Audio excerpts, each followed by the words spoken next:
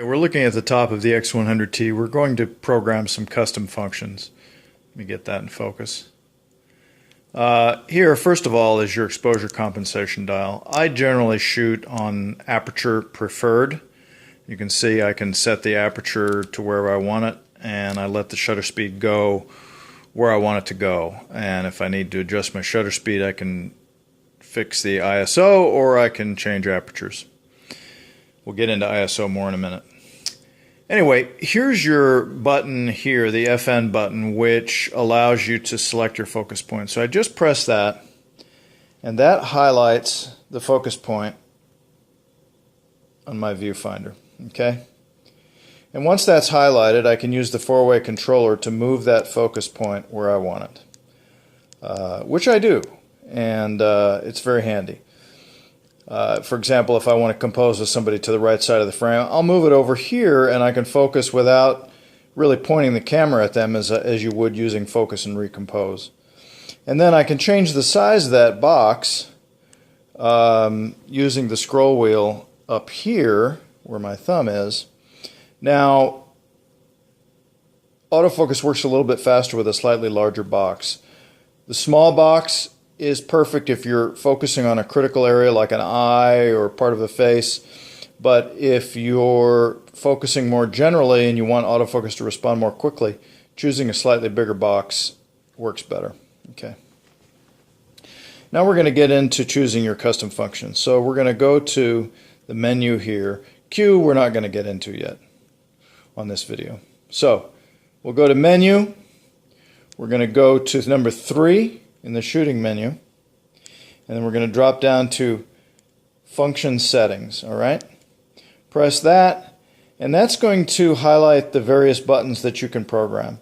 This is the top button here, F1. Function 2 is your four-way controller. Let me focus that. The various buttons on your four-way controller. 4 buttons. Use the compass points, north, south, east, and west. And then there's your trash button, which you can program also. So let's go in and program these. This one I'm going to keep to select my focus area. Okay, I want that button to be the one that highlights my focus point so that I can move it around. Function 2 is the north tab on the four-way controller. Now I'm gonna go out of here, and we're gonna just show you the way I have mine programmed.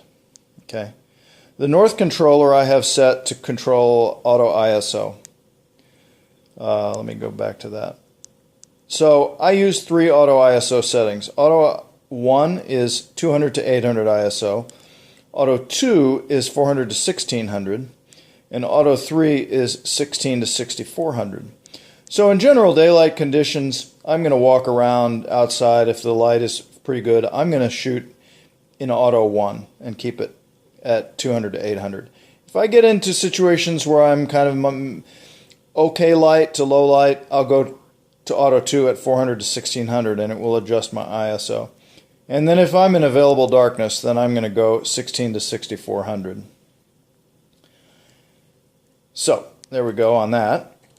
The left hand or west tab on the four-way controller I have set to adjust my flash, because I actually do use fill flash on this camera a fair amount. The little flash is pretty good built in. I also use an external flash. So if I'm using a speed light, a manual speed light, I'll have it set to commander mode, and then I'll use the flash in the camera to trigger my off-camera manual speed light. That's for an external flash. Actually, I think I can use commander or either one of those to control. I don't remember, but generally I think I use commander mode. Slow is if you're using slow speed shutter and you want to do a synchro flash with slow speed and capture that blur. That's generally the main fill flash setting there, and then that's off. Okay, I have my trash button set up to then work with flash. So let's go to my trash button here, press that, And that's where I have set to compensate my flash for over or under settings. So for fill flash outdoors, most of the time I will have it set at somewhere between 1/3 and 2/3 of a stop under my exposure that the camera is setting. Okay. We'll go to the east controller on the 4-way tab, and I have that set to do area or multi-focus mode. I may reprogram that for something else because I almost always have that set for area. And what area is area means I'm just picking one focus point and moving it. Okay. Multi means I've got multiple modes selected. You can see it's going to put the autofocus on autopilot, and it's going to pick the subject closest to the scene, or it's going to adjust the autofocus. I prefer more control over that.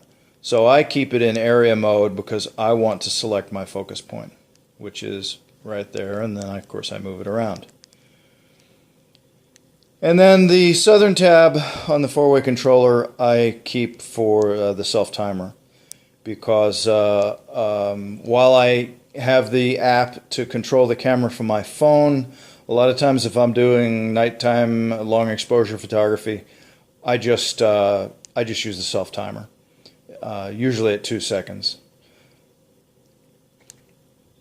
And then I've kept the Wi-Fi function button as is, and as I said, the trash button is used to control my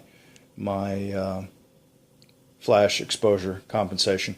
And then for focusing, I generally use the half press, and then I'll press the autofocus lock, auto exposure lock button, and that will allow me to lock focus. And you can say when I take my finger off the trigger, that box is remaining lit, which means I have locked that focus point. As soon as I let up, the focus lock is off. If I lock it there again, I'll press that button and I hold it. Now I can shoot as much as I want. If my focusing distance doesn't change, if I don't need to refocus, I can lock on my subject and then just keep pushing the button.